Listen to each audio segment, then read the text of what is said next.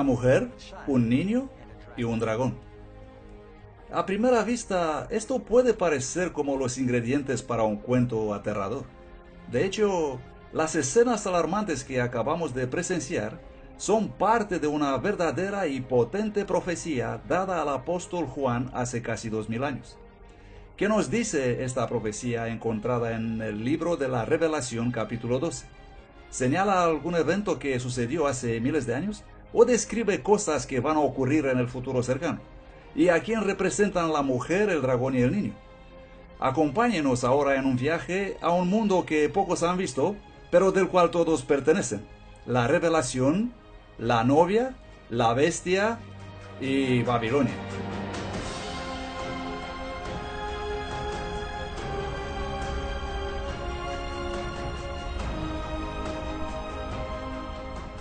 En el último libro de la Biblia, la Revelación, al apóstol Juan se le mostró una visión con una gran lucha entre el bien y el mal. La profecía sobre una batalla que se ha intensificado detrás de las escenas desde el amanecer del tiempo. Los secretos detrás de esta profecía han sido envueltos en misterio por siglos, hasta ahora. Desde los reinos y los gobernantes que han caído en todo el mundo hasta los hombres y mujeres que se levantaron para luchar por sus creencias, esta es la historia del cristianismo, la búsqueda de la verdad y la fundación de la fe de miles de millones de personas. Y apareció en el cielo una gran señal, una mujer vestida del sol y la luna debajo de sus pies, y sobre su cabeza una corona de 12 estrellas. Y estando embarazada, clamaba con dolores de parto y angustia por dar a luz. Y el dragón se paró delante de la mujer que estaba para dar a luz, a fin de devorar a su hijo tan pronto como naciese. Muchos eruditos bíblicos e historiadores han estudiado esta profecía a través de los años y están de acuerdo que la profecía de la Revelación 12 apunta hacia un evento conocido como la matanza de los inocentes, que se produjo en el primer siglo en Judea. En las décadas anteriores al nacimiento de Cristo, el Imperio Romano había conquistado a todo el mundo mediterráneo, incluyendo Judea, y en varios puntos de la historia hubo diferentes gobernadores allí. 20 años antes que Jesús naciera, tenemos al rey Herodes, un rey vasallo de Roma. Tenemos documentos sobre él, extrabíblicos, que nos dice que él era muy cruel, que fue capaz de matar a sus propios hijos, era tan despiadado que no quería saberle cerca de ti. Herodes estuvo muy preocupado cuando una pequeña delegación de sabios del este vinieron a Jerusalén anunciando su búsqueda del recién nacido rey de los judíos. ¿Por qué estaba furioso Herodes? Porque rey de los judíos era el título que el Imperio Romano le ofreció a Herodes. Él preguntó a sus astrólogos ¿hace cuánto es posible que haya nacido ese niño? Ellos determinaron que probablemente habían pasado 2 años como máximo desde el nacimiento del niño, tal vez menos. Herodes se entera de los fariseos y los saduceos dónde exactamente debía nacer el niño, y se entera que se trataba de Belén, y temió perder su trono, y estaba tan furioso contra ese niño que envió a los soldados intentando matar a Jesús.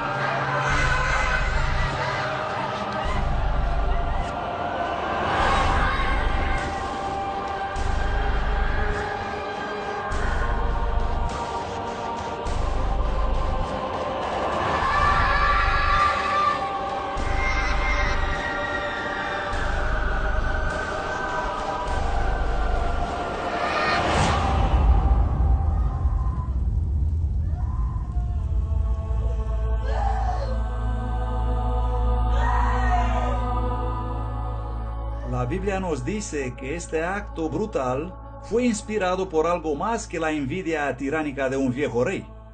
Muchos eruditos bíblicos creen que eso es parte de una lucha mucho más grande que ha continuado a través de las épocas y aún está ocurriendo hoy. Para descubrir los secretos de esta profecía, primero tenemos que identificar a los personajes principales: la mujer, el niño y el dragón. El apóstol Juan dice: apareció una gran señal en el cielo, una mujer vestida del sol y la luna debajo de sus pies, y sobre su cabeza una corona con 12 estrellas. Vamos a mirar más de cerca a esta mujer. Sabemos que ella es un símbolo de alguien o algo. ¿Nos dice la Biblia a quién representa esta mujer? Maridos, amad a vuestras esposas, así como Cristo amó a la iglesia y se entregó a sí mismo por ella. Entendemos de esto que la iglesia es la novia de Cristo. No solo es la novia de Cristo, pero en cierto sentido, puesto que el hombre no odia a su propia carne, la iglesia es el cuerpo de Jesús. Muy claramente en la Biblia, una mujer representa a la iglesia. Tenemos una mujer como representante del pueblo de Dios. Podemos ver esto en el Antiguo Testamento y en el Nuevo Testamento. Jesús viene del pueblo de Israel y luego la iglesia crece como algo desarrollado por Jesús. Muy importante, esta mujer está a punto de dar a luz a un niño especial. ¿Quién es este niño?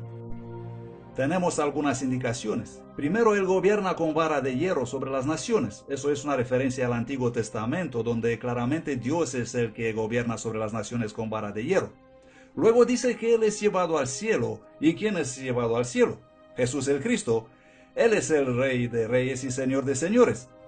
Así que estas dos indicaciones definitivamente nos dicen que se trata de Jesús. Ahora vamos a considerar el archivillano en esta importante profecía, el dragón. Y apareció otra señal en el cielo. He aquí un gran dragón de color rojo encendido. Sabes, me gustaría poder ofrecerte simplemente una teoría imaginaria aquí, pero la Biblia nos dice quién es el dragón. El dragón es el diablo. Tanto en el Antiguo Testamento como en el Nuevo, ¿quién es el destructor? Es Satanás, ya sabemos, el ángel caído, el diablo. Por lo tanto, él ataca tan pronto que Jesús nace en la tierra. Ahí se dirige su ataque. Y el dragón fue arrojado afuera, la antigua serpiente llamada Diablo y Satanás, el cual engaña a todo el mundo. Él fue arrojado en tierra y sus ángeles fueron arrojados con él. Lo que vemos aquí en la primera parte de la Revelación 12 es una representación simbólica del conflicto de los siglos entre Cristo y Satanás. Y encontramos esta descripción retrocediendo hasta el jardín de Edén, donde tenemos una serpiente con alas. ¿Y qué es una serpiente con alas? Es la imagen de un dragón. Y tenemos a esta serpiente, a este dragón descrito en toda la Biblia. Durante toda la vida y ministerio de Cristo, Satanás trató de impedir los planes de Jesús de proveer salvación para la humanidad. Pero él fue herido por nuestras transgresiones, molido por nuestras iniquidades. El castigo por nuestra paz fue sobre él, y por sus llagas nosotros somos sanados. En varias ocasiones lo sacaron a golpes de la sinagoga y querían arrojarlo de un acantilado. Trataron de silenciarlo, lo torturaron públicamente hasta la muerte. Pero la estrategia de Satanás de arruinar el plan de salvación fue totalmente destrozada cuando Jesús resucitó de la muerte. Y el hijo de ella fue arrebatado a Dios y a su trono. Con el Hijo de Dios ya físicamente fuera de su alcance, el diablo dirigió toda su furia sobre los seguidores de Jesús, los nuevos cristianos. Él les hizo mucho daño a través del cruel poder de la Roma imperial. Cuando el dragón se vio arrojado a la tierra, él persiguió a la mujer que había dado a luz al niño varón. El cristianismo era una pequeña minoría perseguida y sufrida que no tenía un estatuto oficial en el Imperio Romano, y hubo una serie de persecuciones, algunas de ellas muy duras. Una de las funciones de la religión en el Imperio Romano era asegurar el bienestar del Estado. La idea era que si los dioses eran adorados de manera adecuada, entonces ellos estarían a favor del imperio. Y si eran adorados inapropiadamente, entonces ellos, ya sabes, cosas malas ocurrirían al imperio como resultado de la ira divina. Los cristianos no querían traer sacrificios a los dioses y en este momento los dioses incluían el emperador romano. Así que es fácil considerar a estas personas chivos expiatorios religiosos. Básicamente, si algo va mal, probablemente es porque hay cristianos alrededor. Y por supuesto que tienes que castigarlos. Y el castigo, ya sabemos, en general era la muerte.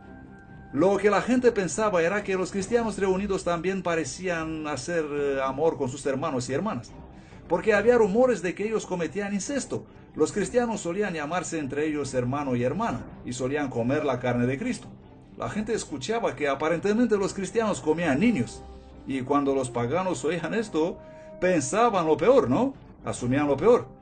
Los cristianos son progresivamente despojados de sus cargos civiles, de sus funciones militares, sus libros son confiscados, sus iglesias son destruidas, se les prohíbe reunirse y así sucesivamente, porque existe la ansiedad de que esto está realmente debilitando el bienestar del imperio. Mientras la iglesia primitiva sufría bajo esta persecución devastadora de Roma, sus vidas se convirtieron en un poderoso testimonio para la verdad. Mientras los paganos vivían en constante temor supersticioso, estos cristianos enfrentaban la tortura y la muerte con una paz sobrenatural. Básicamente lo que hizo Nero fue dárselos como comida a los leones. Los ataba a los pilares envueltos en resina y los encendía con fuego usándolos como antorchas humanas para que las fiestas puedan seguir por la noche. Los rompía en pedazos, eran matados por los gladiadores. Simplemente toda forma creativa para poder librarse de esos cristianos. Pero al enfrentarse al doloroso fin de sus vidas, los cristianos cantaban y se regocijaban. Mientras miles de ellos pagaban el máximo precio por su fe, sus oraciones de moribundos y su sangre se convirtieron prácticamente en semillas para la nueva iglesia. La gente estaba tan cautivada por la manera de morir de estos cristianos que inmediatamente la reacción es: ponme en la lista. Así que los cristianos se propagaron como la pólvora. Cuanto más los mataban, más resistían por su fe. Es verdad y creo que se debe enfatizar que la iglesia temprana se propagaba a pesar de ser el objeto de la opresión de los poderosos emperadores extremadamente autocráticos, quienes se posicionaron firmemente en contra de los cristianos y sin embargo la iglesia primaria sobrevive. Tertuliano argumenta que siempre que algo va mal, cada vez que hay una hambruna o cuando hay una peste, una epidemia destructiva, todos dicen los cristianos a los leones.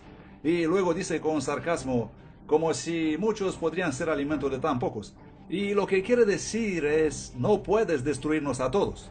Durante este tiempo de crecimiento exponencial, los cristianos en todo el Imperio Romano estuvieron muy literalmente en underground, bajo la tierra. Este laberinto de túneles y cámaras debajo de las ciudades romanas se conocen como las catacumbas. Es importante comprender qué son las catacumbas. Primero, muchas personas se imaginan que son cuevas naturales bajo Roma y los cristianos simplemente se metieron en ellas. Pero las catacumbas, casi sin excepción, no son cuevas naturales. Ellas fueron excavadas por los cristianos. Los cristianos hicieron todos estos laberintos subterráneos. A veces los servicios religiosos se celebraban ahí, justo al lado de las tumbas de los mártires. En segundo lugar, es que el mismo hecho de enterrar a sus muertos es enormemente significativo. Los cristianos creen en una resurrección del cuerpo. Por supuesto, esta creencia se ha torcido y cambiado a través de los siglos, pero de todo modo comprendemos que los primeros cristianos creían que serían resucitados en su precisa forma corporal y por lo tanto ellos optaron enterrar a sus muertos en vez de incinerarlos. Y entonces si alguien te ve enterrando a tus muertos, especialmente en momentos cuando existen intensas olas de persecución, era como decirle a la policía, ven a investigarme, es posible que soy un cristiano. En el año 306 después de Cristo, un nuevo emperador romano llegó al poder y las cosas empezaron a cambiar rápidamente. Constantino el Grande fue un hábil líder militar y un político astuto. Constantino tuvo que llevar una serie de guerras civiles para lograr su objetivo político de convertirse en emperador. Y ese es su propio objetivo personal y político y no tiene nada que ver con el cristianismo. Él marchó desde Galia, la actual Francia, donde estaba su sede, para enfrentar a su rival Magencio en Italia. Constantino marcha desde el norte y tienes que pensar que hasta Italia hay un largo camino. Él gana una batalla tras otra. Mientras marchaba con su ejército, una noche tuvo un sueño donde Dios vino a él y le dijo: te vas a convertir en un cristiano y pondrás esta señal en tu escudo y vencerás. Poco después de eso, él tuvo otra visión que la historia nos dice que fue vista por su ejército también, no solamente por Constantino. Él miró hacia arriba y vio una cruz brillante encima del sol y las palabras griegas: en tu túnica. Con esto vencerás. El cuento de que había tenido este sueño aparece en una etapa relativamente temprana y es descrita por Eusebio. Existen diferentes fuentes, pero parece que Constantino dice: he tenido este encuentro divino y un ángel me ha dicho que por la señal de la cruz voy a vencer. Constantino mandó a sus tropas a adornar sus escudos con el símbolo de la cruz. Su oponente entonces sale de la ciudad para enfrentarse al invasor Constantino y su ejército, que estaba ahora bastante entrenado, ya que habían ganado varias victorias en el camino desde el norte, desde Milano hasta Roma. Magencio cruza el río por el puente Milvio y tiene a Constantino y su ejército enfrente, y el río y la ciudad detrás de él. No es la mejor situación en que puedes estar. Si no puedes derrotar el ejército invasor, no hay dónde retirarte. Por lo tanto, pierde la batalla. Así que para Constantino, quien ciertamente no es todavía un cristiano, esto es algo poderoso porque él mismo cree que el Dios cristiano me ha dado la victoria. El Dios cristiano es más poderoso que estas otras deidades. Constantino hizo el símbolo de la cruz parte de las banderas imperiales y continuó luchando bajo ese símbolo y ganó. Y siendo un buen emperador romano, seguro habrá pensado: si tengo el símbolo de la cruz, estoy en el camino correcto. Así que si eres un pagano y simplemente alguien que está confundido acerca de la religión, tienes este choque de deidades. ¿Y quién llega a estar en la cima? El Dios cristiano. Puedes sacar tus propias conclusiones. Gradualmente, el sentimiento nacional contra el cristianismo comenzó a invertirse. Durante el reinado del Constantino, los cristianos pasaron de ser una secta perseguida a tener abiertamente posiciones de influencia en los tribunales y palacios de reyes y gobernadores. Así que una gran parte de la élite, acostumbrados a dirigir las cosas, se convirtieron automáticamente en obispos locales, etc. Ya sabes, se convirtieron al cristianismo. No era tan grande el salto, porque la mayoría de ellos, de todos modos, creían en un ser divino supremo que tenía diferentes representaciones. Si querías avanzar en el ejército o en la administración pública imperial, tenías todos los incentivos para convertirte en un cristiano, porque todas las personas en la cúpula son cristianos. Así que ya sabes, si querías avanzar en la alta jerarquía, ya sea en el servicio militar, civil o en la corte, la gente se convertía en cristianos. Eso se volvió muy atractivo debido al edicto de tolerancia de Constantino. Constantino puede justificadamente reclamar el título de grande porque condujo la historia del mundo en un nuevo camino e hizo el cristianismo, que hasta entonces había sufrido una sangrienta persecución, la religión del Estado. Y así, mientras gente de todo el Imperio Romano entraba en la iglesia cristiana, traían con ellos muchos de sus antiguas creencias y prácticas paganas. Ahora que al cristianismo se le había dado el estatus de religión completamente legal, posteriormente se volvió muy atractivo para las nuevas generaciones y para muchísimos miembros de la cúpula jerárquica. Ahora el porcentaje de los cristianos en esa élite creció y decreció dramáticamente el número de los oponentes al cristianismo. Ese fue prácticamente el verdadero cambio. Entonces fue cuando el cristianismo se convirtió realmente en el cristianismo que conocemos hoy, porque ahora la gente que conduce el espectáculo son cristianos. Con el tiempo, los líderes de la iglesia comenzaron a adoptar vestiduras majestuosas y extravagantes ceremonias que pertenecían a las religiones paganas, y en lugar de los simples mandamientos de Dios, comenzaron a enseñar supersticiones y tradiciones de hombres. Ahora, en lugar de que la iglesia cristiana convirtiera al mundo pagano, los paganos se estaban convirtiendo a la iglesia. Hay un tren saliendo del primer siglo representado por los documentos que tenemos en el Nuevo Testamento, que demuestran una especie de conformación de la iglesia allí, entrando en ese largo y oscuro túnel en el siglo II y saliendo otra vez en el siglo IV. Pero el tren que sale ahora en el siglo IV Es tan diferente al tren de la iglesia que había entrando en el túnel que clamas asombrado, ¿qué es lo que pasó? En el año 391 después de Cristo, por orden del emperador Teodosio I, el cristianismo se convirtió en la religión oficial de Roma. La adoración en los templos paganos fue ilegalizada y todas las otras prácticas religiosas suspendidas. Intentas cristianizar un imperio, intentas cristianizar una cultura pagana. Entonces, si solamente tienes templos paganos, les pones una cruz encima y los transformas en basílica. Pones que pinten en ellos imágenes bíblicas, héroes bíblicos, santos y mártires. Los cristianos están muy decididos de apoderarse de los templos paganos, y hay un notable líder de la iglesia que en realidad escribió esto en un tratado que sobrevive hasta hoy. Él describe el ataque del paganismo sobre el cristianismo.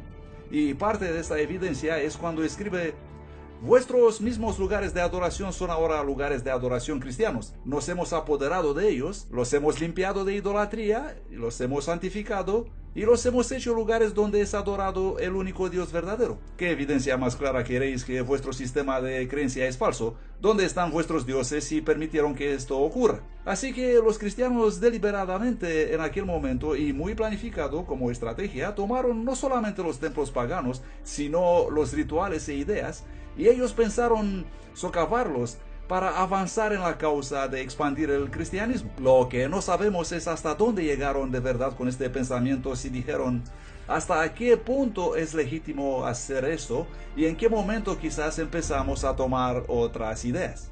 La velocidad con la que Iglesia temprana se precipitó en la apostasía te deja sin aliento. Mientras que millones de paganos se dieron la prisa a unirse a la iglesia, eran naturalmente reticentes a deshacerse de sus tesoros idólatras. Los romanos y los griegos estaban tan acostumbrados a estar rodeados por los símbolos de sus deidades que comenzaron a hacer lo mismo con el cristianismo. Muchos de estos nuevos convertidos simplemente renombraron sus ídolos con nombres cristianos como Pablo, María y Pedro. Una estatua de Júpiter se convirtió en la estatua de Pedro. Sabemos esto debido a que tiene un disco solar justo sobre su cabeza. Eso nos dice claramente que no se trata de Pedro, sino que es una estatua pagana que fue renombrada. En lugar de Rómulo y Remo, hombre, ¿por qué no poner unos mártires, dos grandes mártires, los hermanos Cosme y Damián, no? Las representaciones de Isis, la cual es originalmente una diosa egipcia, pero que se había convertido en griega en aquel tiempo, se vuelve de repente la representación de María llevando a su hijo. Puedes encontrar la tradición sobre la madre y el hijo a lo largo de toda la historia de la humanidad. Está en el mitraísmo, está en Babilonia, lo tienes hasta muy lejos en Persia. Y así María adquiere las características de estas otras diosas. Isis viste un manto azul oscuro, está casi siempre colocada encima de una luna creciente. Ella es la madre de todos los dioses, está siempre llevando a sus brazos a Horus, su hijo. Esa es la estatua que recibe un nuevo nombre, y ahora su nombre es María llevando a su hijo Jesús. La representación de Dios Hermes se muestra ahora como siendo Cristo el buen pastor. Asclepios es el modelo iconográfico para muchísimas representaciones de Jesús, sí. Un joven y vibrante Dios con el pelo rizado hasta los hombros y una pequeña barba. Pronto las estatuas de los santos e incluso las de Jesús comenzaron a adornar las iglesias. A pesar de que Dios prohíbe claramente esta práctica en los 10 mandamientos, la gente continuamente venera y ora a estos ídolos renombrados.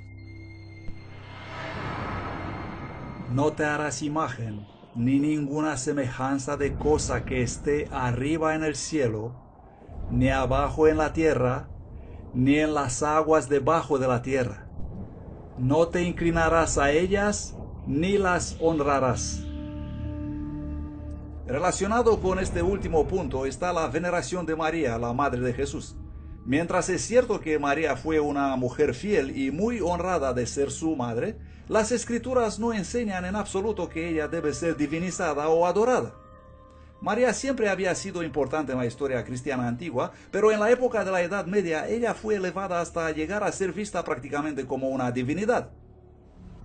Se llegó a considerar a Virgen María como la que intercede a favor de los seres humanos delante de su supremamente virtuoso y sentencioso y censurador hijo.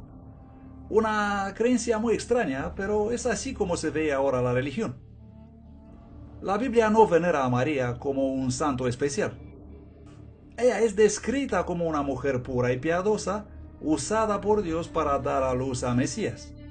Sin embargo, en el concilio de Nicea en el año 325, la Iglesia elevó a María a la estatura de una diosa y comediadora con Cristo. Empezando tempranamente al final del siglo IV, las iglesias estaban siendo dedicadas a la Virgen María. Y tristemente, estos no fueron los únicos errores que se deslizaron en el cristianismo en aquella época. Durante la época apostólica, el bautismo era una ceremonia sagrada reservada solamente para los que tenían la edad suficiente para tomar una decisión racional para Cristo. Era un testimonio público de aceptar a Cristo y su perdón. El bautismo representa literalmente estar muertos y enterrar nuestra vida antigua y ser resucitados, nacidos de nuevo para una nueva vida en Cristo.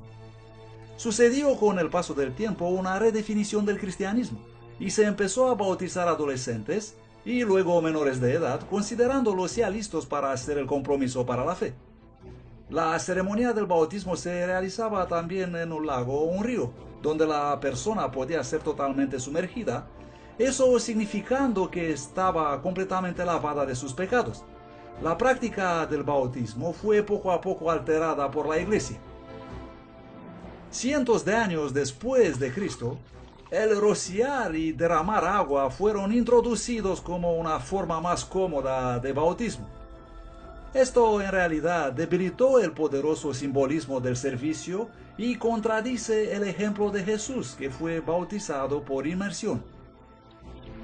Y sigue siendo el caso hasta alrededor del siglo XII. Pues en el siglo XII es el tiempo cuando los teólogos están realmente reexaminando la doctrina cristiana y llegan a la conclusión que el pecado original, el pecado que toda la humanidad tiene como resultado de la desobediencia en el jardín de Edén, existe en el alma desde el momento del nacimiento.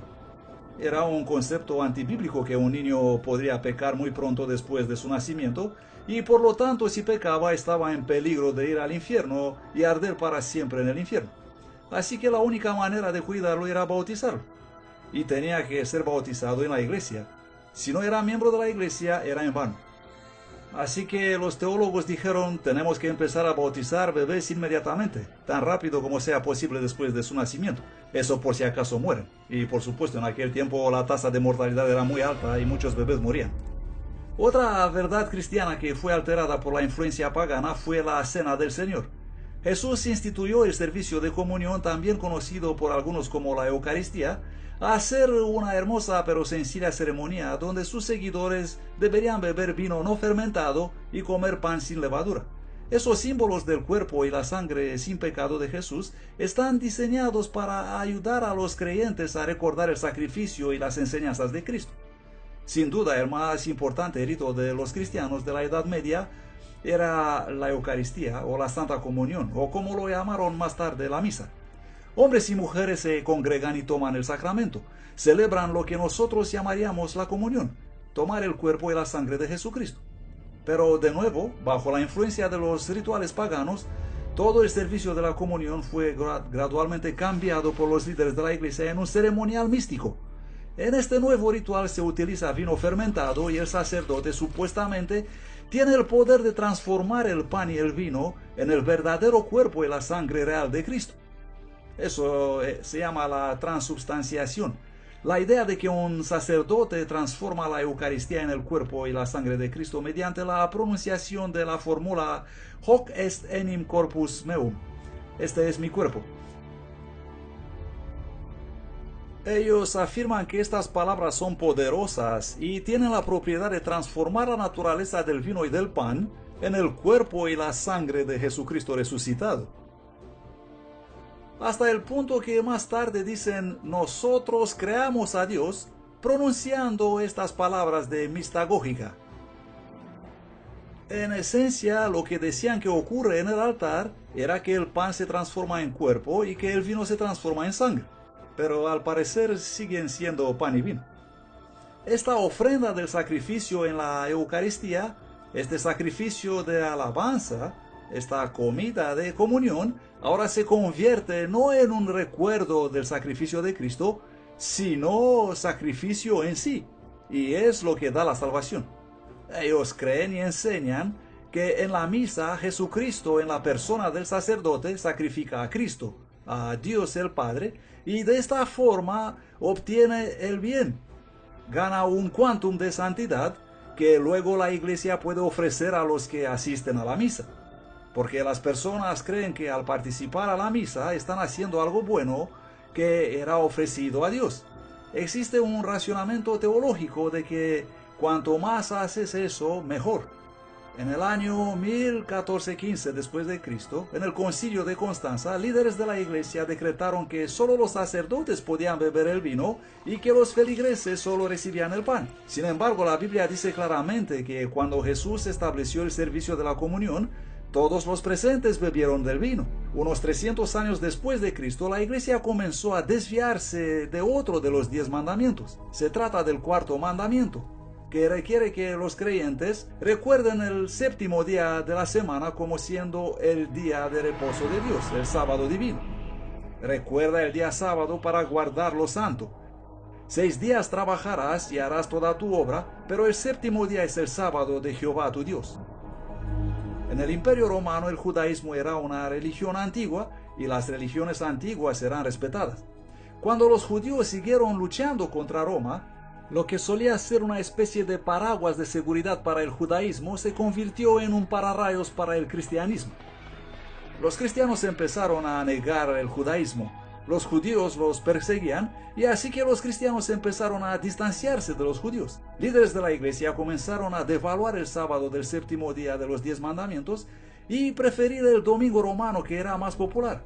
Algunos cristianos erróneamente pensaron que debían ayunar el sábado, pero que era mejor celebrar el domingo. Eso es lo que hacían los paganos, ayunar el sábado y festejar el domingo.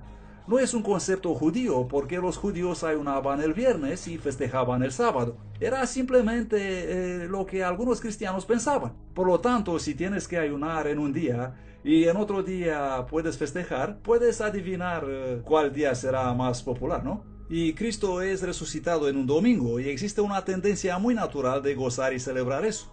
Hay una tercera razón que es la influencia del culto al sol que se cuela en la iglesia. Y cuando el culto al sol empieza a deslizarse en la iglesia, Constantino puede hacer uso de eso para conducir la iglesia a la exaltación del domingo, el día del sol, como siendo el día cuando la gente debería adorar. Este alejamiento gradual de la ley de Dios con el paso del tiempo se hizo tan ampliamente aceptada que la mayoría de las personas son sorprendidas al enterarse que la observancia del domingo no tiene ningún fundamento en la Biblia.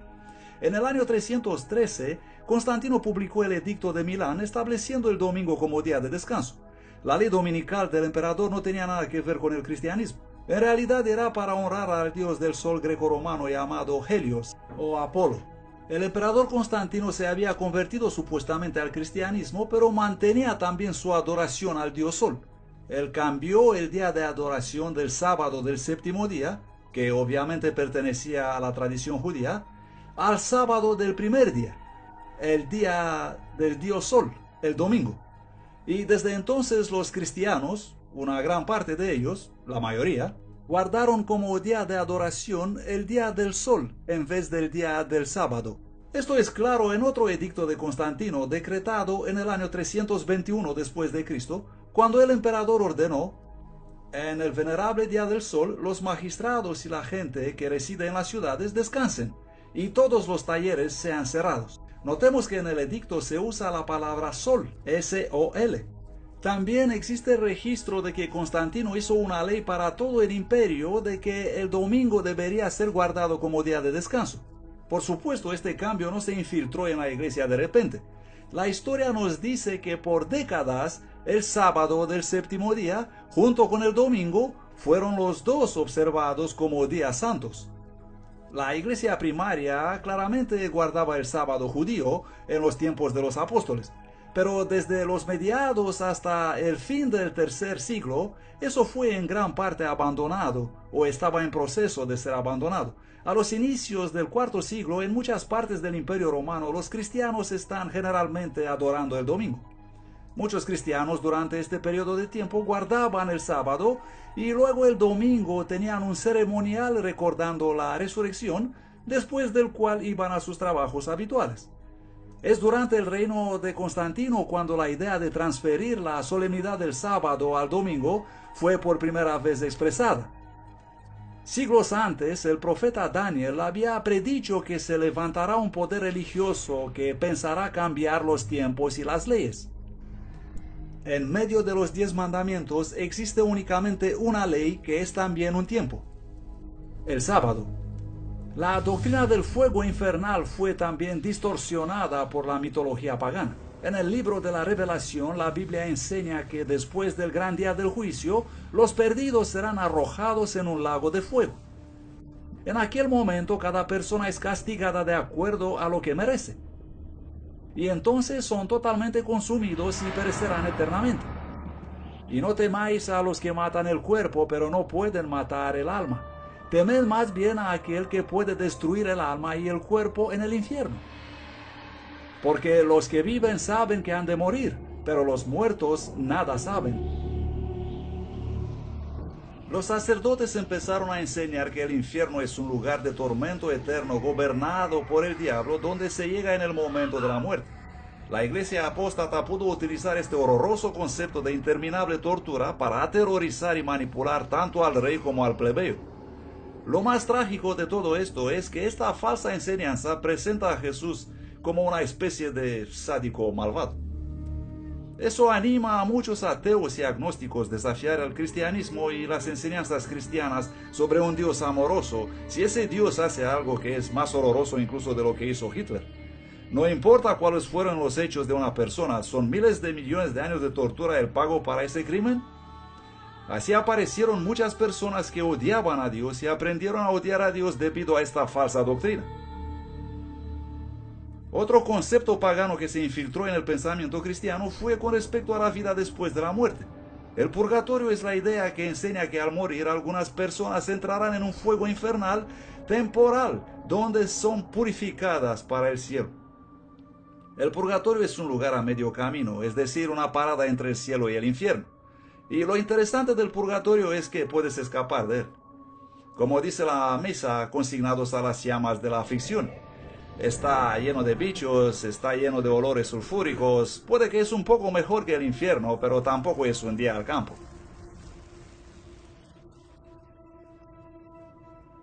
La iglesia se desarrolla gradualmente y se experimenta un crecimiento de la iglesia poco a poco.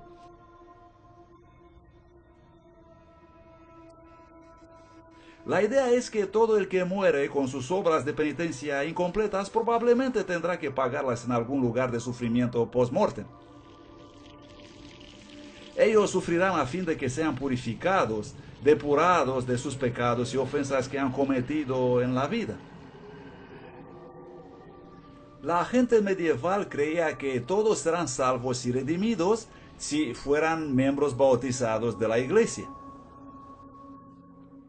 Pero todos también tendrán que hacer penitencias por los pecados que han cometido y que no han confesado, pasando algún tiempo en el purgatorio. Así que el verdadero objetivo es entonces reducir el tiempo de estancia en el purgatorio. Mucha gente confunde el purgatorio con el infierno pensando que se puede salir del infierno, pero eso no es posible. Si vas al infierno, ahí estás. Eres considerado muy malvado y simplemente estás perdido. Pero la mayoría de la gente tiene un montón de cosas malas, todos somos malos. Entonces, ¿cómo podemos ser buenos para el paraíso? Tenemos que depurar el mal fuera de nosotros y es así como apareció la palabra purgatorio. Por lo tanto, la mayoría de los cristianos creen que sus familiares sufren en el purgatorio y el purgatorio no es un lugar agradable. Puedes estar ahí miles de años. La idea del purgatorio existía muchos siglos antes del tiempo de Jesús. Escritos de Platón de los años 400 a.C. nos ayudan a esclarecer de dónde viene este concepto de purificación y castigo. Sin embargo, el purgatorio no fue considerado un lugar real hasta siglos después. Entre los años 1160 y 1180 después de Cristo, los teólogos desarrollaron la doctrina del purgatorio, conduciendo a la aceptación formal de esta falsedad en el Segundo Concilio de León en el año 1274. La Iglesia entonces ofrece su apoyo a los muertos del purgatorio por medio de sus oraciones y atribuyendo a las personas los beneficios de los sacramentos. especialmente la comunión. Todo esto es perfectamente ortodoxo a su parecer y la iglesia cree que hacer eso es bueno y los feligreses parecen estar dispuestos a poner grandes cantidades de dinero en ello. Y así tenemos una extraordinaria proliferación de instituciones fundadas por sacerdotes para decir misas por las almas de los difuntos, particularmente entre los siglos XIV y XV. Esta doctrina fue fabricada para manipular las masas a fin de obtener ganancias financieras. La gente está dispuesta a pagar grandes cantidades de dinero para librar a un ser querido de las torturas del purgatorio. Por supuesto, los creyentes nunca pueden estar realmente seguros de cuándo alguien sale del purgatorio, así que el dinero continúa fluyendo en los bolsillos de los sacerdotes corruptos. El jefe de la iglesia tenía gente que salía a recaudar dinero y a alentar a la gente a dar su dinero a la iglesia para comprar las personas del purgatorio. Así pudieron financiar estos elaborados edificios. Esta creencia en el purgatorio está también basada sobre el peligroso concepto que las obras y las oraciones de los vivos pueden de alguna manera cambiar el destino de los muertos. Sin embargo, Jesús dejó muy claro que no hay limbo o purgatorio. Después de la muerte, el próximo pensamiento consciente de una persona es la resurrección y la recompensa eterna. No os maravilléis de esto, porque viene la hora cuando todos los que están en los sepulcros oirán su voz y saldrán, los que hayan hecho bien a una resurrección de vida y los que hayan hecho el mal a una resurrección de condenación. Central en el mensaje del Evangelio está la enseñanza de cómo obtenemos el perdón. Esta fue otra gran verdad bíblica que sufrió cambios durante esta etapa de compromiso. Se enseñó que si una persona deseaba ser perdonada, él o ella debían primero confesar sus pecados a un sacerdote mediante un rito llamado el sacramento de la penitencia, más comúnmente conocido como la confesión. Así que para compensar nuestra bondad insuficiente y nuestras verdaderas acciones equivocadas, debemos todos, tanto laicos como clero, todos debemos confesar nuestros pecados por lo menos una vez al año y preferentemente más a menudo que eso a un sacerdote. Este fue un desarrollo negativo en muchos puntos. En primer lugar, no se enseña eso en ninguna parte de la Biblia. En segundo lugar, pone a un hombre mortal en lugar de Cristo y hace de Dios algo muy distante y separado de la gente normal y corriente. Y por supuesto, al mismo tiempo, coloca al sacerdote en la infame posición de conocer todos los hechos malvados de sus feligreses. Cuando alguien va a un sacerdote en la Edad Media, se producen en realidad tres cosas a través de la confesión de una persona. Primero haces la confesión, el sacerdote luego te concede las palabras de garantía que el pecado es absuelto, ya se ha ido, pero una persona también, porque ha violado las leyes de la iglesia y las enseñanzas de Cristo, tiene que realizar una obra de penitencia para compensar el hecho de que han pecado. La Biblia enseña que la humanidad no puede hacer nada para salvarse. Por eso vino Jesús a este mundo. Las Escrituras enseñan que nuestra salvación depende enteramente en confiar en Dios por misericordia y gracia que no merecemos. Es un magnífico regalo que nunca puede ser ganado por nuestros esfuerzos o buenas obras. Incluso la obediencia de Dios viene por medio del don de su gracia.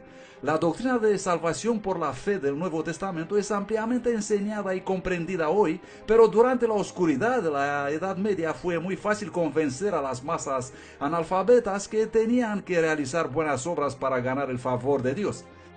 A la gente se les enseñaba que un pecador, a fin de obtener alguna esperanza de apaciguar a Dios, él o ella necesitaban pagar grandes sumas de dinero, realizar dolorosos actos de penitencia o hacer alguna cansada peregrinación.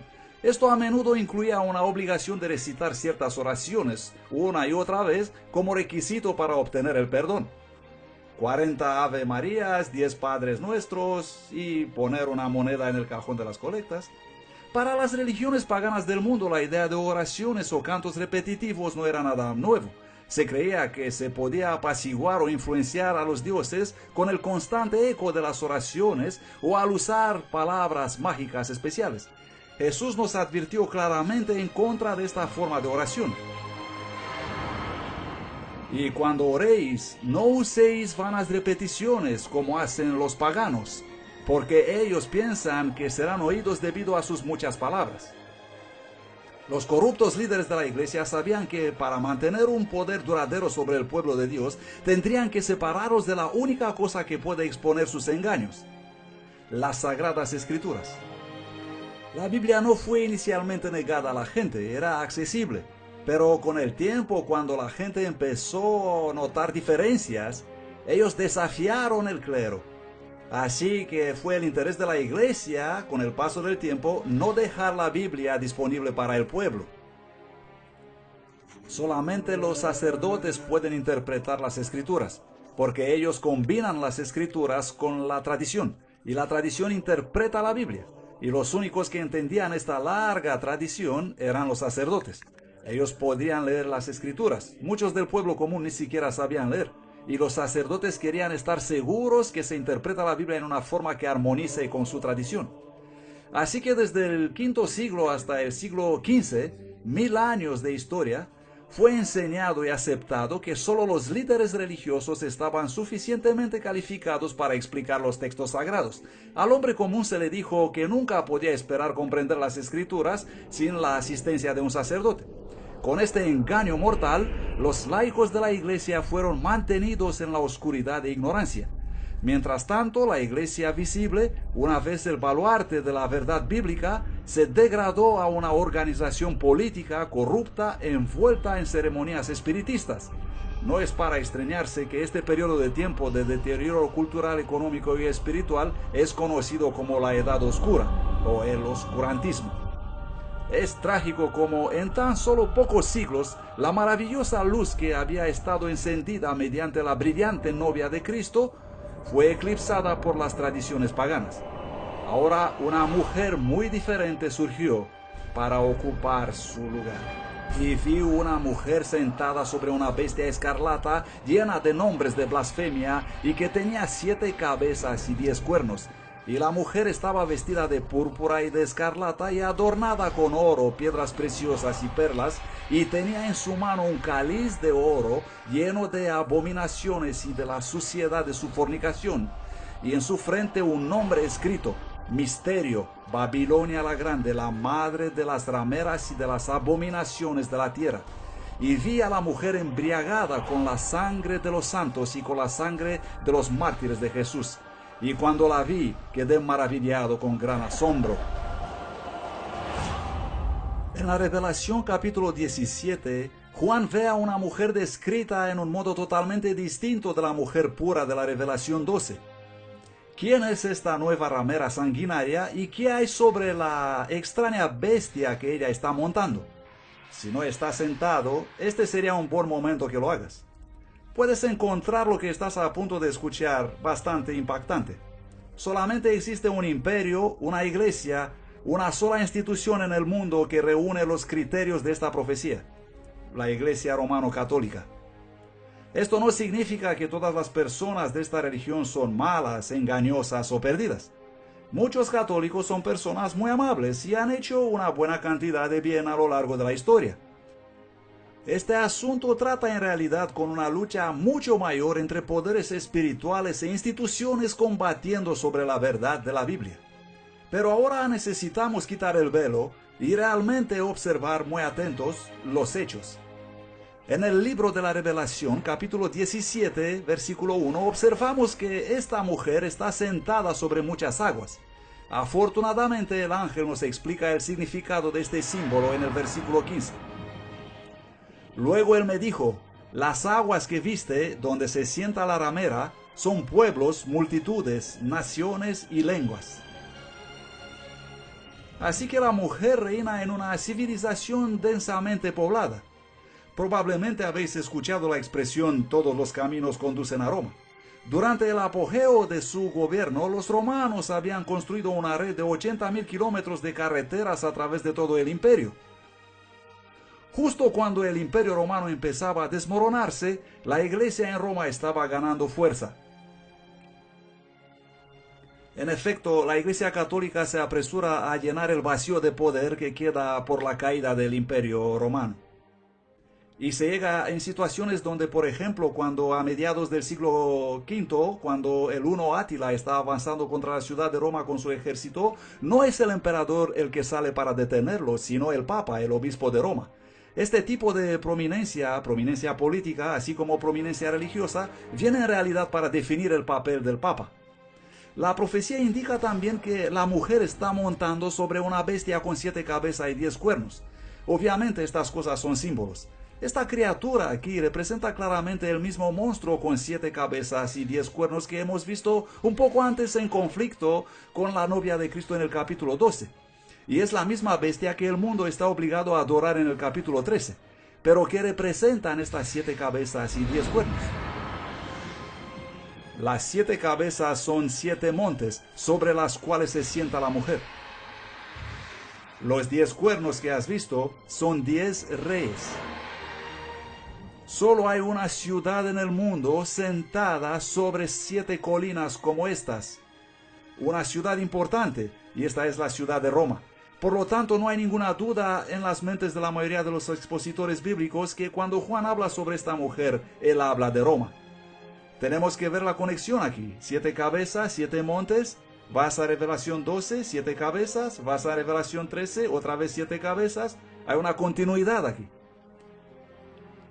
Es en la ciudad de Roma, llamada la ciudad de las 7 colinas, donde toda el área está realmente confinada a la propiedad del Estado de Vaticano. Existe solamente una iglesia que también es un país independiente y tiene poder político mundial, el Vaticano. Este país, con la población más pequeña del mundo, fue establecido como un estado independiente con 44 hectáreas en Roma. Detrás de los muros de la ciudad del Vaticano hay menos de 1000 personas que viven en este pequeño país gobernado por el Papa, que tiene poder ejecutivo, legislativo y judicial absoluto. Embajadores de todo el mundo se reúnen con el Papa y sus representantes buscando la influencia y orientación de este poder religioso internacional. Hasta las Naciones Unidas se reunieron para escuchar al Papa. Cuando el Imperio Romano del Occidente cayó, su territorio fue fragmentado en 10 divisiones principales. Los 10 cuernos representan a los 10 reyes o reinos formados por la división final de la Roma imperial. Los 10 cuernos son la descripción de Roma que se dividió en 10 reinos más pequeños. A lo largo de la historia, el catolicismo ha dominado muchos reinos. Tenemos la iglesia cabalgando sobre un poder político. ¿Comprenden? Porque la mujer cabalga sobre la bestia. Y del mismo modo, por muchos siglos la iglesia estuvo en control. Tenemos una unión entre la iglesia y el Estado. Los nombres de blasfemia son otro elemento clave en esta profecía que apunta directamente a la iglesia romano-católica. Nosotros ocupamos en esta tierra el lugar de Dios Altísimo. Esto pone a un hombre mortal en la posición de Dios y es como consecuencia la definición exacta de blasfemia. No se pretende con esto cuestionar la sinceridad de ningún papa en modo específico, pero la profecía está señalando la función que él tiene y la institución que se representa. Y también la mujer está vestida de colores únicos. Ella viste colores específicos que se mencionan aquí, que ya no es el blanco. Ahora tenemos colores específicos que representan con mucha claridad dos cosas, la realeza y la prostitución. Y colores específicos que podemos ver apareciendo en la iglesia cristiana histórica más tarde. Son los colores de los sacerdotes de la iglesia cristiana histórica. Estos no eran solamente los colores principales de los césares romanos, pero según la Enciclopedia Católica, púrpura es el color oficial de los obispos y escarlata de los cardenales. Además de los colores escarlata y púrpura, vemos que esta ramera o esta iglesia corrupta posee vastas riquezas minerales. Cuando uno considera sus innumerables tesoros artísticos de oro, plata y perlas, la Iglesia romano-católica es con gran ventaja la institución religiosa más rica del mundo. Cada año turistas de todo el mundo vienen para ver la fastuosa opulencia de la Iglesia romana. Otra característica inquietante de esta mujer se encuentra en el versículo 6. Vi a la mujer embriagada con la sangre de los santos y con la sangre de los mártires de Jesús. La historia revela que la Iglesia romana fue el peor opresor de los cristianos y judíos a través de los siglos.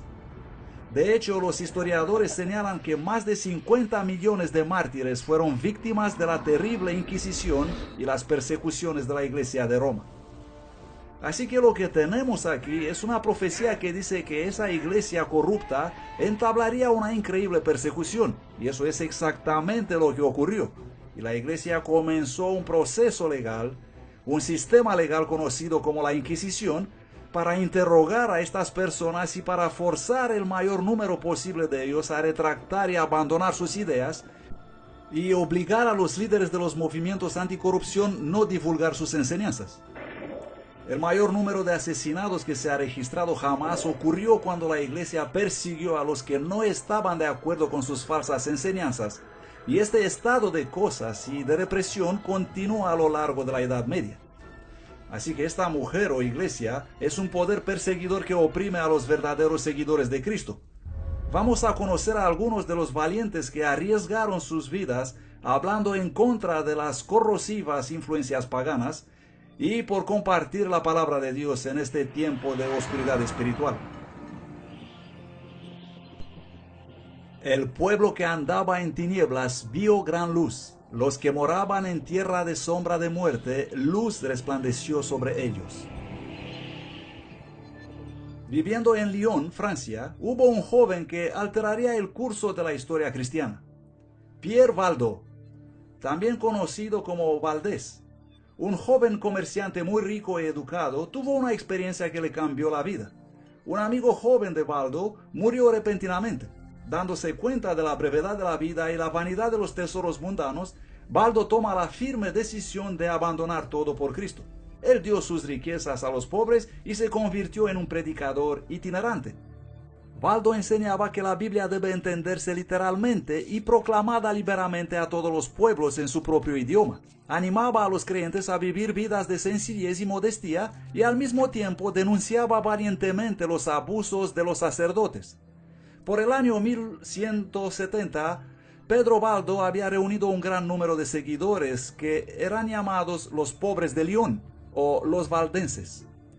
Pedro Valdo es considerado por los eruditos convencionales como el fundador de los valdenses, un grupo de creyentes en la Biblia que vivían en Francia e Italia. Él era un creyente católico quien fue inspirado por la predicación de la iglesia primaria. Él instruyó un grupo de predicadores que viajaban enseñando el evangelio y hablaba en contra de la transubstanciación y la misa, aunque también había entonces algunos valdenses que iban a la misa y asistían a esa adoración falsa.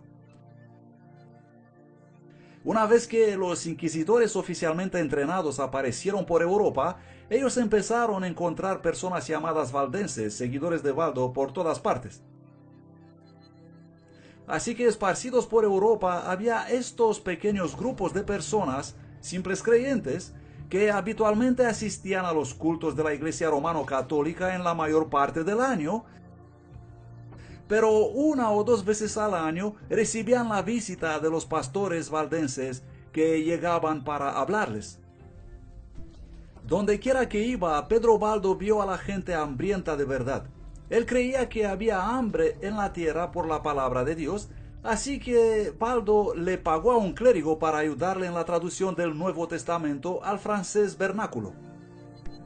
El relato es que Valdés encargó 2 personas, eruditos religiosos, en Lyon, para preparar una traducción de varias partes de la Biblia y algunos dichos de los padres de la iglesia en la lengua vernácula, que era algo entre francés y provenzal, un poco difícil de describir hoy.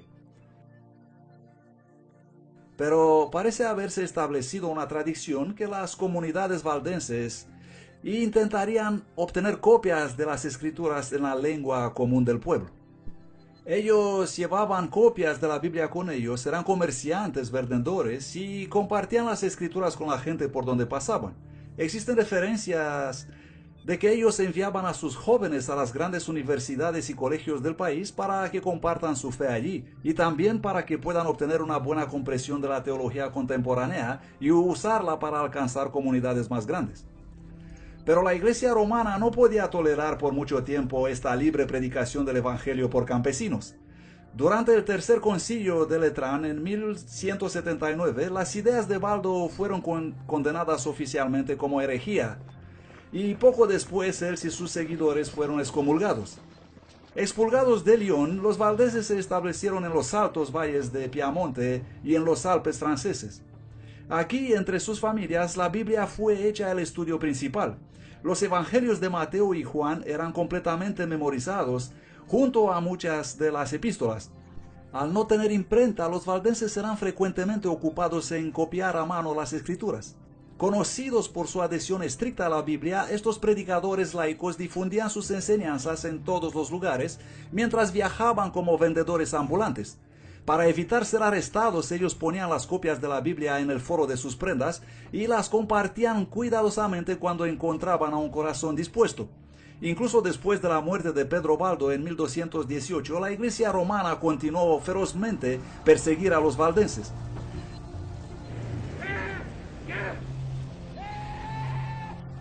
Durante siglos muchos fueron juzgados y condenados a muerte en varios países europeos.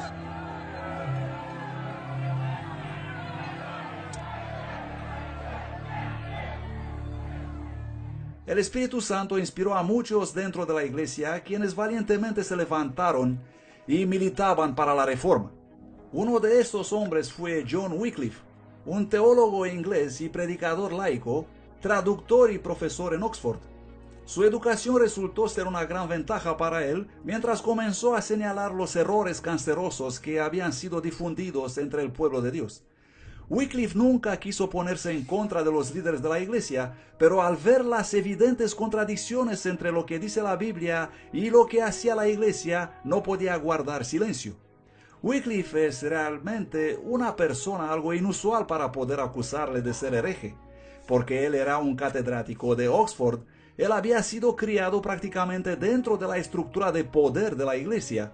Sin embargo, Wycliffe estaba muy preocupado por lo que veía a su alrededor. Cuando vio a Roma sustituyendo las Santas Escrituras con la tradición, acusó al sacerdocio de robar el pan de vida del pueblo hambriento espiritualmente. Él creía que la Biblia era la autoridad suprema y empezó la traducción de la Biblia. Los seguidores de Wycliffe fueron llamados lollardos. Ellos iban de lugar en lugar distribuyendo Biblias y predicando.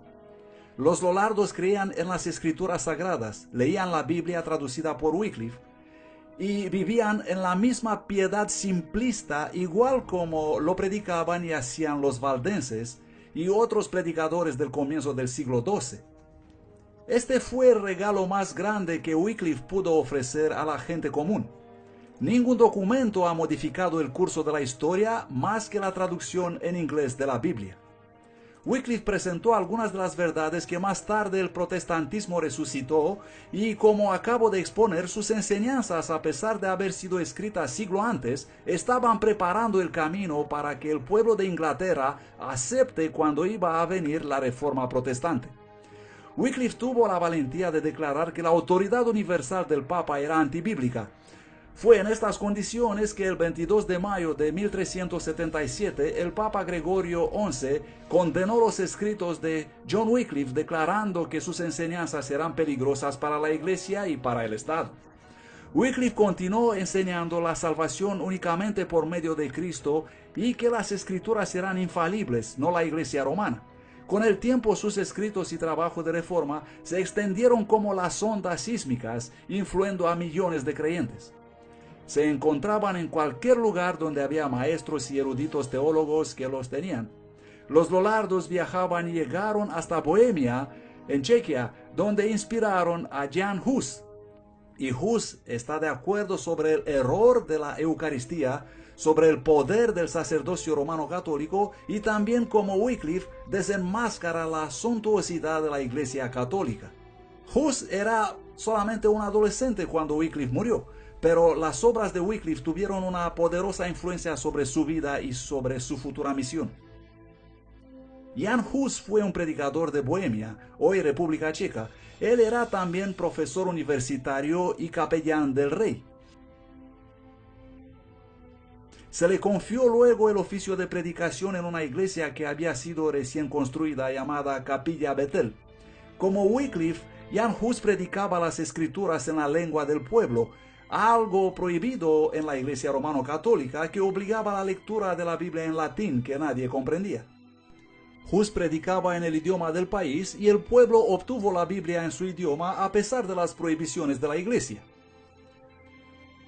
Y fue en estas circunstancias que él entró en contacto con las enseñanzas de Wycliffe, y lo impactó favorablemente el desacuerdo sobre la transustanciación, sobre la fastuosidad y la influencia de la Iglesia. Caminando un día por la ciudad, Hus vio dos hombres que exponían un par de pinturas como una forma de protesto silencioso. Los cuadros presentaban dos escenas distintas.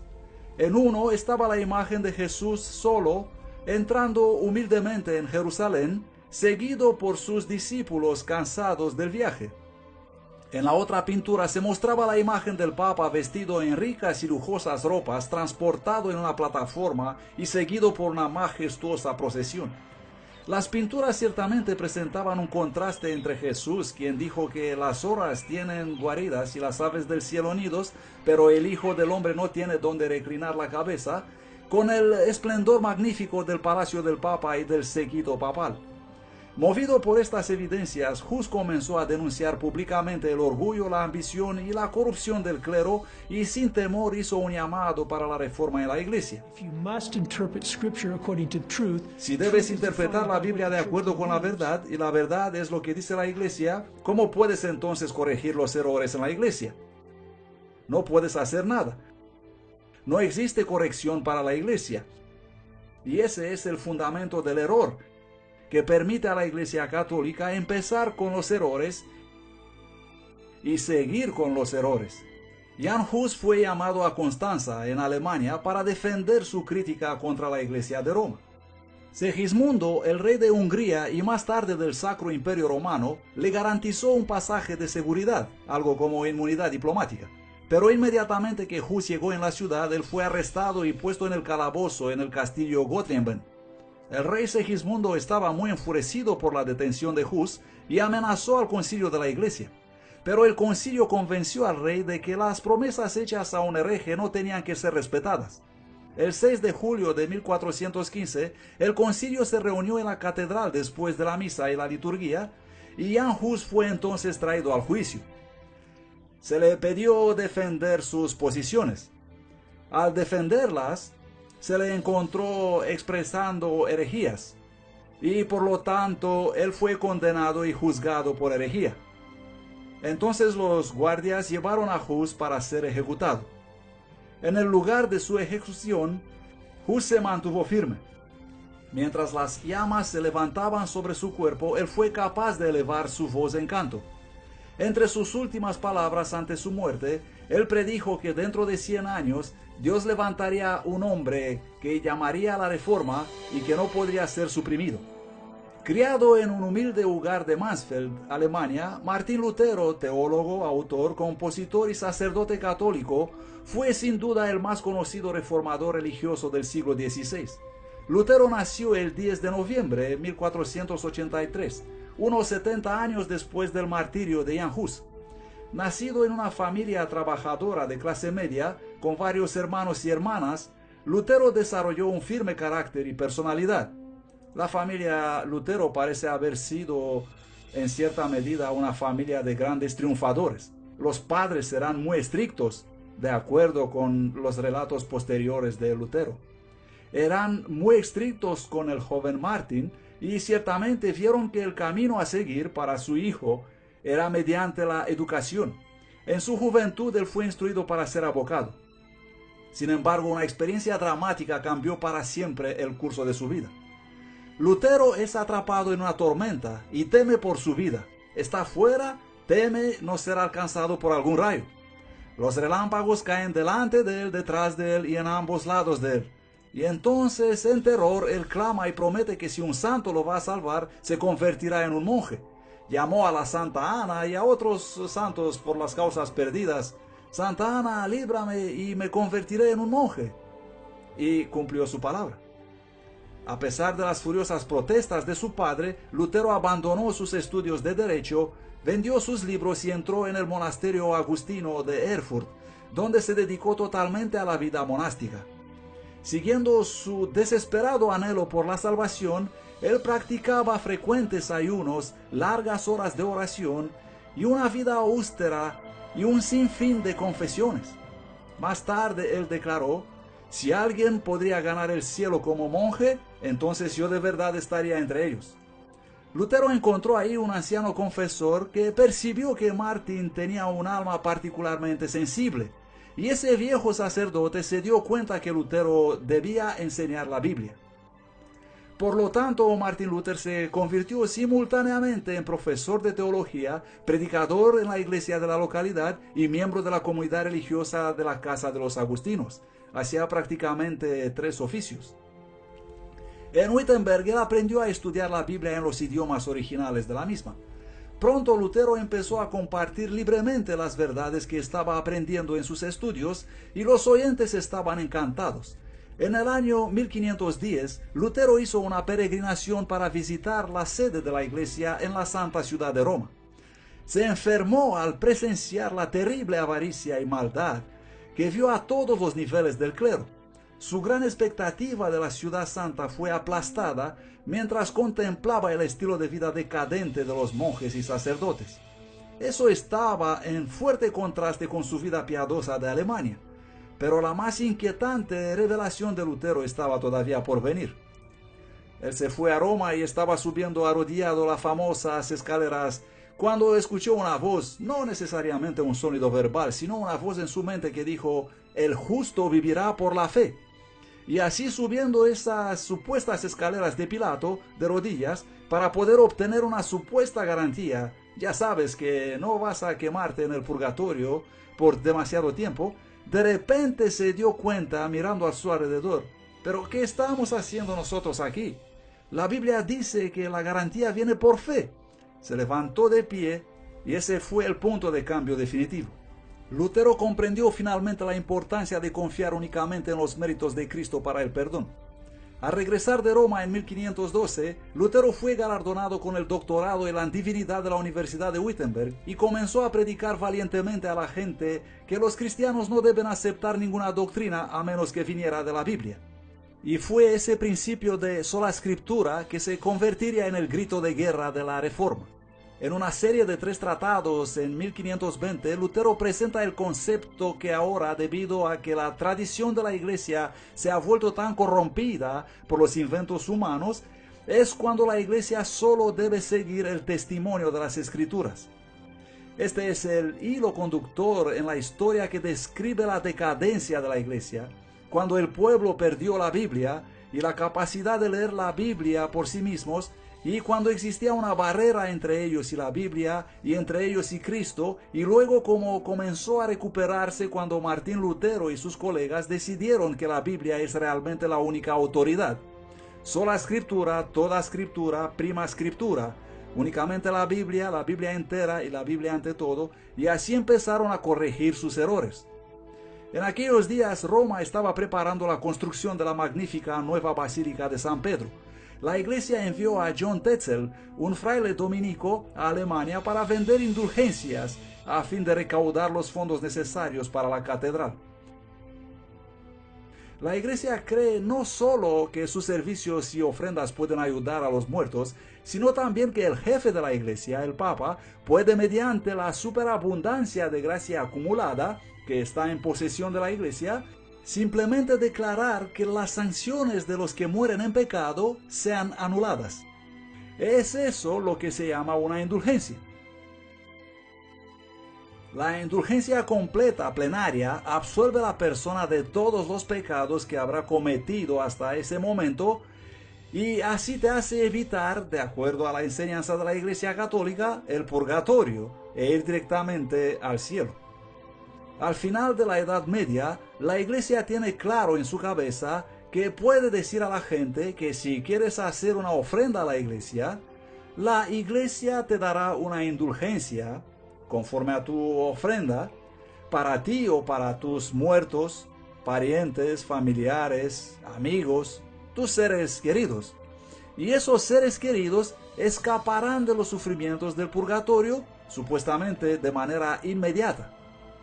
Eso se convirtió entre los siglos XIII y XIV en una creencia muy popular y la gente clamaba por indulgencias. Cuando Lutero supo que sus feligreses compraban indulgencias, estuvo muy indignado. Cuando la gente vino a él a canjear sus indulgencias, él se negó rotundamente a validarlas. Lutero les declaró que lo que realmente necesitaban hacer era arrepentirse sinceramente y abandonar sus pecados. Este fue el primer problema que forzó a Lutero a entrar en guerra con su amada iglesia. El 31 de octubre de 1517, Lutero clavó su famosa protesta en las puertas de la antigua iglesia de Wittenberg. ¿Qué son las famosas 95 tesis que Lutero clavó en la iglesia del castillo de Wittenberg? Es una invitación académica a un debate. Escribes 95 tesis de declaración y básicamente estás diciendo, estas son mis propuestas. Y por supuesto son más fuertemente redactadas de lo que te puedes imaginar, porque es un tema de debate, un asunto de una así llamada disputa. Las 95 tesis son simplemente una serie de 95 propuestas mediante cuales Lutero intenta provocar un debate universitario. Y esta es una cuestión absolutamente normal en la práctica académica medieval. Así que Lutero se involucra en un muy restringido ejercicio académico, algo como publicar hoy una revista académica. Yo, como historiador, no estoy realmente esperando que mucha gente lea esto, simplemente te estás dirigiendo a un círculo muy reducido de personas. Por lo tanto, los toma y los clava en las puertas de la iglesia del castillo de Wittenberg, porque ese es el lugar tradicional para publicar invitaciones a las disputas académicas. Así que él no esperaba nada fuera de común como resultado a su acción. Pero eso atrajo la atención de muchas personas, incluyendo a los papas. De su punto de vista, Lutero no promovía nada que fuera hostil a la iglesia.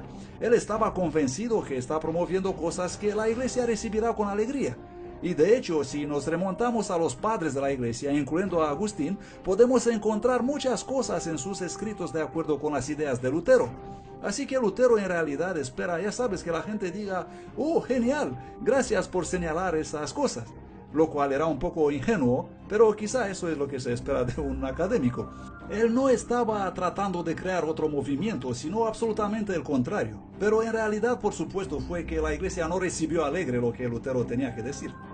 Y fue publicada una bula papal, y eso es una especie de declaración que condenaba a Lutero y a sus escritos diciendo que deberían ser arrojados al fuego. La bula llegó a Wittenberg, pero en vez de que los escritos de Lutero sean arrojados al fuego, Lutero congregó una gran multitud de gente en la ciudad y arrojó la bula papal en el fuego. Y hubo la incineración de esa bula papal, y por supuesto eso fue lanzar el guante. La provocación había sido enviada, respondida. Y entonces cuando Lutero dijo, bien, si tú me condenas a mí, yo te voy a condenar a ti. Porque él creía que este es realmente un asunto sobre la verdad, y si la iglesia estaba condenando la verdad bíblica, entonces la iglesia en realidad debía ser el anticristo. Y él así la nombró, y por supuesto cuando llamas a alguien anticristo, es bastante difícil llegar a un consenso y compromiso con él. Entonces el emperador alemán organizó una audiencia y todos los príncipes y sacerdotes importantes fueron reunidos para una histórica asamblea en un lugar llamado Worms. Aquí había representantes de todos los diferentes príncipes, nobles y ciudades libres del imperio. Y Lutero va creyendo que tendrá la oportunidad para debatir. Pero la iglesia sabe que Lutero es un brillante expositor y por supuesto no le darán ninguna oportunidad para hablar. Él fue sacado delante de todos, se le mostró un montón de libros apilados y se le pusieron dos preguntas. ¿Son tuyos estos libros? ¿Y vas a retractar? Es decir, ¿vas a negar las enseñanzas que escribiste en ellas? Pero Lutero no respondió inmediatamente. Él dijo, sí, estos son mis libros, pero hay muchas cosas escritas en ellos y necesito algo de tiempo para meditar en eso. Él casi pierde el coraje, pero finalmente no lo perdió. El siguiente día él viene y empieza a jugar con las palabras. Ellos le pedían, ¿vas a retractar o no tus escritos? Y él decía, bueno, me pedís retractar todas mis obras porque hay escritos aquí que todos en la iglesia están de acuerdo con ellas. Y empezó a crear un debate. Pero no lo dejaron. Ellos decían, no, tú solamente tienes que retractar esto, ¿vas a retractar o no? Es un momento heroico, especialmente porque en cuanto a Lutero, él estaba seguro que eso iba a conducir a su muerte. Él declaró, a menos que se me convenza mediante el testimonio de las Sagradas Escrituras o por claros razonamientos, porque no confío ni en el Papa ni en su concilio, ya que es bien conocido que a menudo han errado y se han contradicho a sí mismos. Estoy sometido a las Escrituras que he citado y mi conciencia es cautiva a la palabra de Dios. No puedo ni quiero retractar nada, ya que no es seguro ni correcto actuar en contra de la conciencia. Esta es mi postura. No puedo hacer otra cosa. Que Dios me ayude. Amén.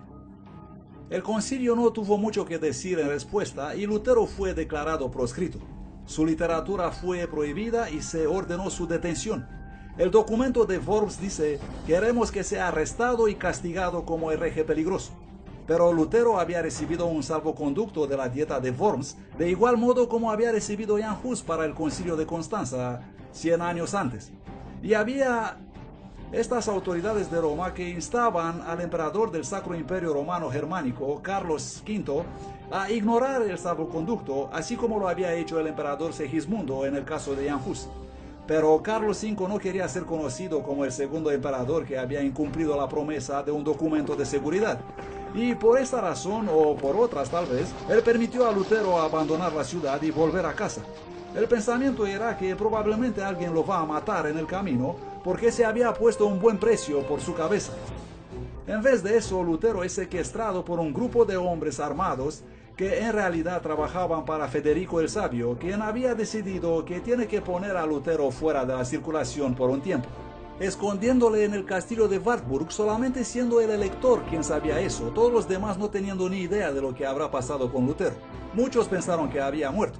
Para el próximo año de este exilio solitario, al cual Lutero se refiere como mi Patmos, el ex sacerdote continuó su trabajo de prolífica escritura y también consigue traducir el Nuevo Testamento del griego al idioma alemán. 72 años antes de que Lutero completara su traducción del Nuevo Testamento, Gutenberg cambió la historia con la invención de la imprenta.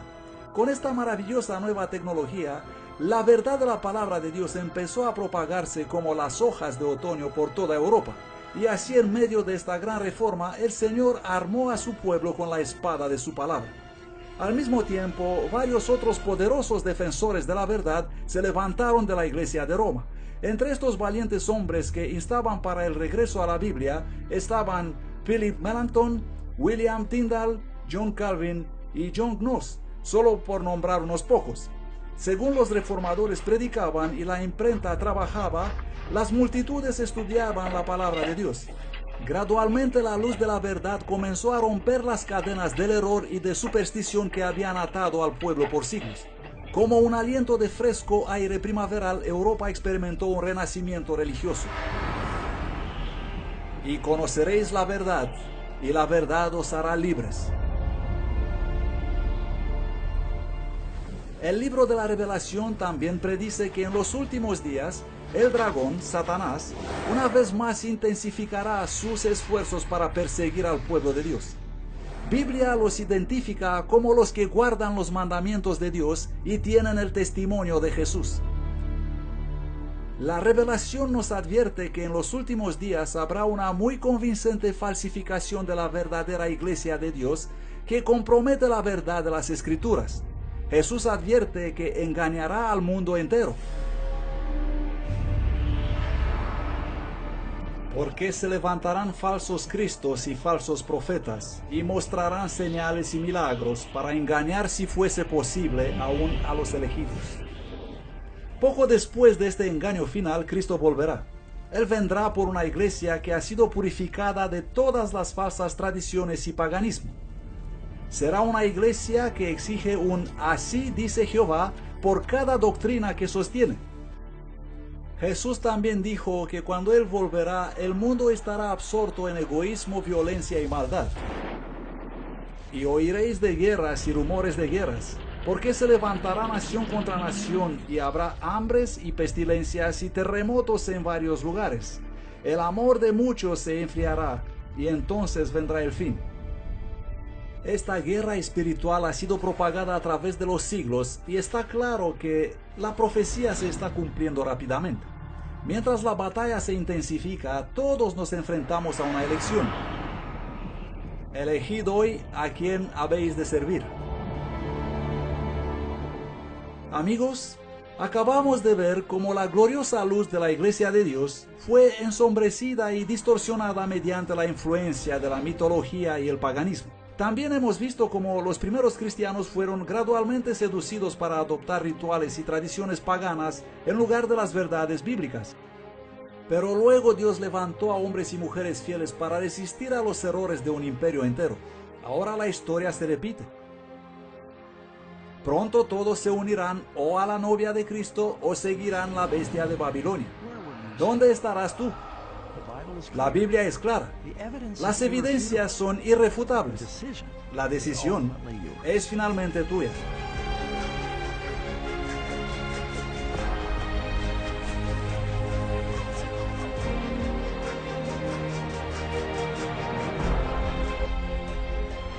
Seguramente yo vengo pronto.